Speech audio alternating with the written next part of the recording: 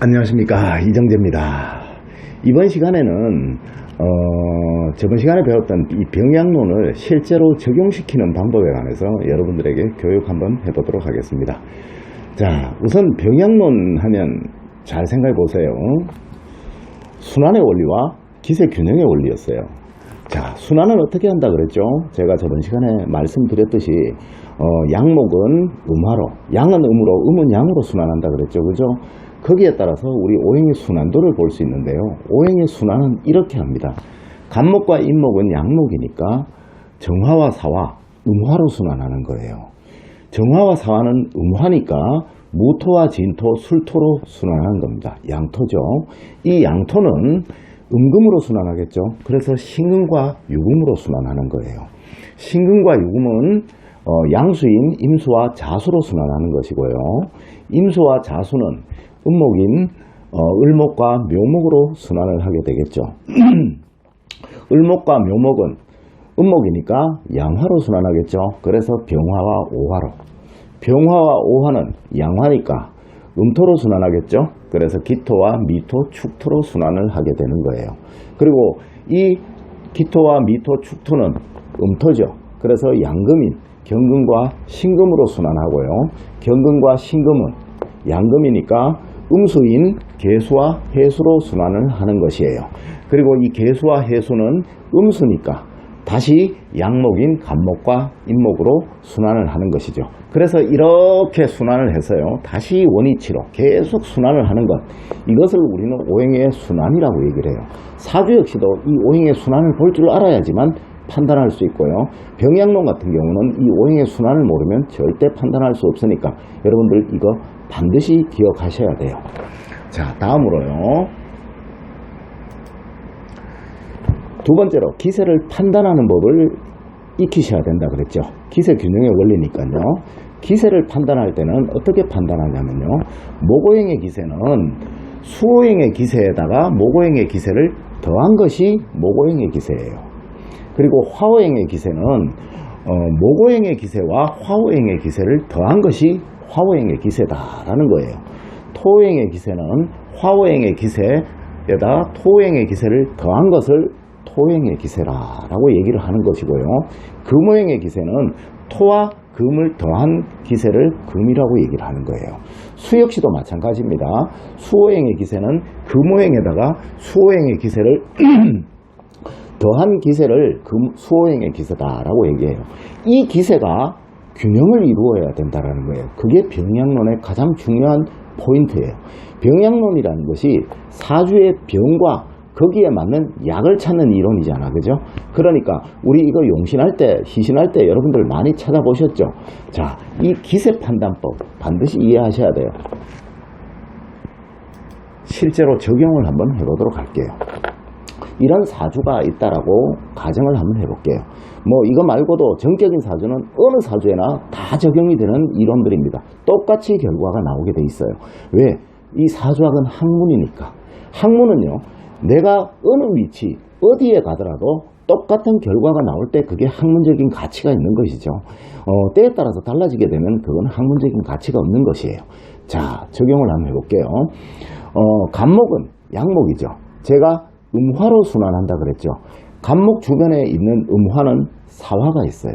그래서 간목은 오화로 순환하는 것이 아니고 사화로 순환하게 되는 것이에요. 이 사화는 음화죠. 그래서 양토로 순환하게 되겠죠. 이 사화 주변에 양토는 진토가 있어요. 그래서 목은 사화로, 사화는 진토로 순환하게 되겠죠. 진토는 양토라서요, 음금으로 순환을 하게 되는데 주변에 보니까 음금이 없죠. 양금만 있네요. 그래서 토와 금은 순환을 할 수가 없는 것이에요. 그래서 이 사주의 첫 번째 병은 토와 금이 순환하지 않는다라는 것이 첫 번째 병이고요. 두 번째로 이 금과 이 수도 둘 다 양이잖아, 그죠? 그래서 경금과 자수는 순환할 수가 없어요. 자, 그래서 두 번째 병은요, 경금과 자수가 순환이 되지 않는다라는 게 두 번째 병이에요. 자, 다음으로 이 수는 다시 목으로 순환을 해야 되는데요, 이 수는 이 을목으로는 경진에 막혀 있고 간목에 막혀 있어서 직접적으로 연관이 될 수가 없고요. 이 자수는 간목으로 순환을 해야 되는데 자수도 양이고 간목도 양이에요. 그래서 수와 목이 순환이 되지 않는 거죠. 이 사주의 병은, 순환의 병은요, 토와 금이 순환하지 않는다. 또 금이 수와 순환하지 않는다. 또 수와 목이 순환하지 않는다라는 게 이 사주의 병이라는 거예요. 그러면 이 병을 두 자의 오행을, 간지를 넣어서 완벽하게 해결해 줄 수 있는 간지는요, 수하고 토라는 거죠. 그래서 다음에 보면요, 이렇게 수와 토가 들어가게 된다면요, 이 간목은 사화로 순환하겠죠. 사화는 진토로 순환할 거고요. 이 진토는 이 토와 연관이 돼서 이 금으로 순환이 되겠죠. 음이니까, 그죠? 그리고 이 금은 이 수로 순환하는 게 아니고 이 수로 순환이 되겠죠. 음수니까. 이 수는 음수니까 간목으로 순환이 되겠죠. 이렇게 모든 것을 순환되게 만드는 이 사주 오행에서 두 자를 우리는 용신과 시신이라고 얘기를 해요. 순환의 병을 고쳤어요.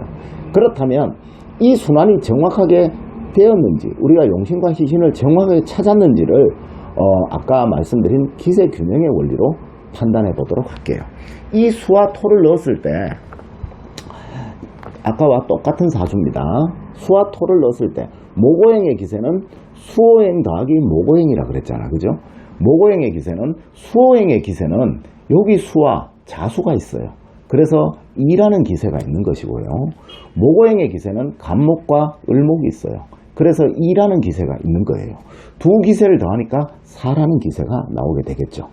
화오행은 여기 사화와 오화가 있어요. 그래서 병화도 있네요. 여기 3이라는 기세가 있고요. 그 다음에 목오행의 기세는 간목과 을목이 있어요. 그래서 2가 되는 거예요. 그래서 2와 3을 더하니까 5라는 기세를 가지게 되는 거고요. 목오행의 기세는 4고 화오행의 기세는 5예요. 토오행의 기세는 제가 화오행 플러스 토오행이라고 그랬잖아요. 화오행의 기세는 병화, 오화, 사화 3개가 있고요.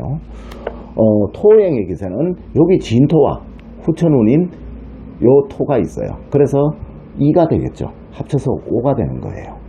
그리고 금오행의 기세는 토오행 플러스 금오행이라고 제가 말씀을 드렸잖아요, 그죠? 토오행의 기세는 진토와 여기 토가 있고요. 금오행의 기세는 경금 하나가 있어요. 그래서 2와 1을 더하니까 3의 기세를 가지게 되는 거고요. 수오행의 기세는 금오행과 수오행의 합이라 그랬잖아요. 금오행은 경금이 있고요. 수오행은 여기 수와 여기 수가 있어요. 그래서 2가 있으니 합쳐서 3이라는 기세를 가지게 돼요. 이렇게 만들어 놓게 되면요, 반드시 어느 하나를 기준으로 해서 좌우가 똑같은 숫자가 나오게 되어 있습니다. 이게 기세의 균형이에요. 목오행을 중심으로 해서 화와 토가 5와 5로 쌍을 이루게 되고요. 금과 수가 3과 3으로 쌍을 이루게 돼요.